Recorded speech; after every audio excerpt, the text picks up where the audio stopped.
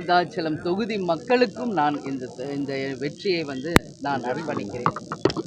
ஏன்னா இந்த ஒரு மகத்தான ஒரு வெற்றியை கொடுத்த என் மக்கள் என்றைக்குமே அவர்களுக்காக நான் கொடுத்த வாக்குறுதிகளை நிறைவேற்றுவேன். அவர்களுக்காக இருந்து நிச்சயமாக இந்த தொகுதியை நான் முன்னேற்றுவேன்.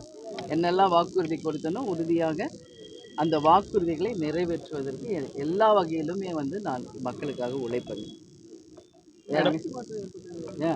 எதுங்க இப்போதைய ஆட்சி மாற்றம் ஏற்பட்டிருக்கு. வாழ்த்துக்கள்ங்க. புதுசாக வந்திருக்கிறவங்களுக்கு வாழ்த்துக்கள் மனப்பூர்வமாக. ஏன்னா இது சவால்கள் நிறைந்ததாக தெரிகிறது. அந்த சவால்களை அவர் நிரூபிக்கணும். அவருக்கு தேமுதிக சார்பாக எங்களுடைய மனப்பூர்வமான வாழ்த்துக்களை தெரிவிச்சுக்கிறோம். நீங்கள் ஜெயிச்சு வந்தீங்கன்னா விருத்தாச்சலம் மாவட்டம்னு சொன்னீங்க மேடம். ஆமாங்க, அது நிறைவேற்றுவீங்களா? கண்டிப்பாக. என்னெல்லாம் நான் வாக்குறுதிகள் கொடுத்துருக்கேன் ஞாபகத்தில் இருக்குது. அதில் முதல் வாக்குறுதி விருத்தாச்சலத்தை மாவட்டமாக அறிவிப்பது. அப்போ நம்ம மதசார்பற்ற வெற்றி கூட்டணியில் தான் இருந்தோம். அந்த மதசார்பற்ற வெற்றி கூட்டணிக்கும் அண்ணன் ஸ்டாலினுக்கும் இந்த நேரத்தில் என்னுடைய நன்றிகளை நான் தெரிவிச்சுக்கிறேன். நான் இந்த மதசார்பற்ற வெற்றி கூட்டணியின் சார்பாக வேட்பாளராக விருதாச்சலம் தொகுதியில் வெற்றி பெற்றிருக்கிறேன்.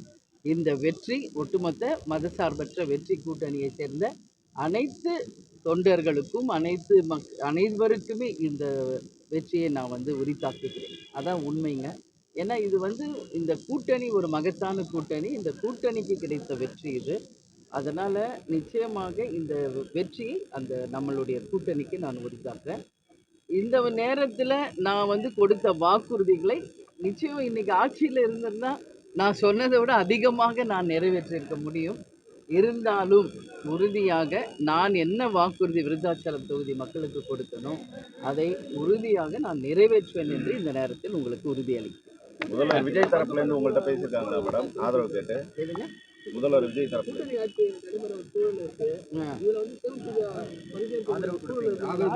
நாங்கள் மதசார்பற்ற வெற்றி கூட்டணி தான். அதில் நாங்கள் உறுதியாக இருக்கிறோம்.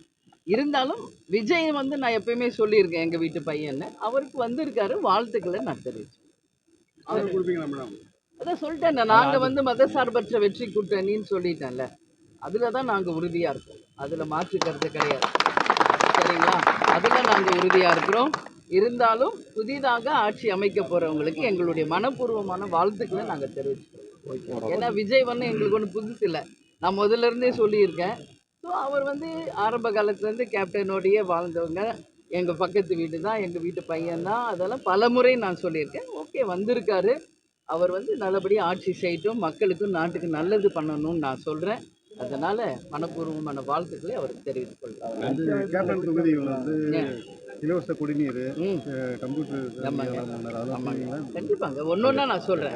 சரிங்களா? ஏன்னா இன்றைக்கி தான் வந்திருக்கோம், இன்றைக்கி தான் வாங்கியிருக்கேன். நான் வெற்றி சான்றிதழை வாங்கியிருக்கேங்க. உறுதியாக நான் என்ன வாக்குறுதிகளை கொடுத்தோன்னா நிச்சயமாக நிறைவேற்றும். அதில் எந்த மாற்று கருத்துமே கிடையாது. சரிங்களா? நீங்கள் எடுத்துங்க, வினிங் சர்டிஃபிகேட் நீங்கள் எடுத்துக்கோங்க. நான் தான் கையெழுத்து போட்டு வாங்கணும்னு சொல்லிட்டாங்க. ஸோ அதுக்காக வந்தேன், வாங்கிட்டேன். இன்றைக்கி மதசார்பற்ற வெற்றி கூட்டணி சார்பாக இன்றைக்கி ஆலோசனை கூட்டம் அண்ணா அறிவாலயத்தில் இருக்குது. நான் நாளைக்கு சென்று அண்ணன் ஸ்டாலின் அவர்களை சந்திக்க இருக்கிறேன். இப்போ முதல் முறையாக தமிழக சட்டமன்றத்துக்கு போகிறீங்க, இதை நீங்கள் எப்படி பார்க்குறீங்க? எப்படி பார்க்கணும்? நான் ஏற்கனவே பார்த்தது தான். கேப்டன் இந்த விருதாச்சலத்தில் ஜெயிச்சிருக்காரு, எதிர்கட்சி தலைவராக இருந்திருக்காரு, எல்லாம் பார்த்தது தான். ஃபஸ்ட் டைம் நான் ஒரு எம்எல்ஏவாக உள்ளே செல்கிறேன். அதனால் நிச்சயம் நான் என்னுடைய கன்னி பேச்சாகட்டும், என்னுடைய எடுத்துரைக்க போகும் முறை ஆகட்டும், மக்களுக்காக தான் அங்கே இருக்கும். தமிழ்நாட்டுக்காகவும் மக்களுக்காகவும், எஸ்பெஷலி என்னுடைய தொகுதி விருதாச்சலத்துக்காகவும் நான் பேசுவேன். அதில் எந்த மாற்று கருத்தும் கிடையாது. நன்றி.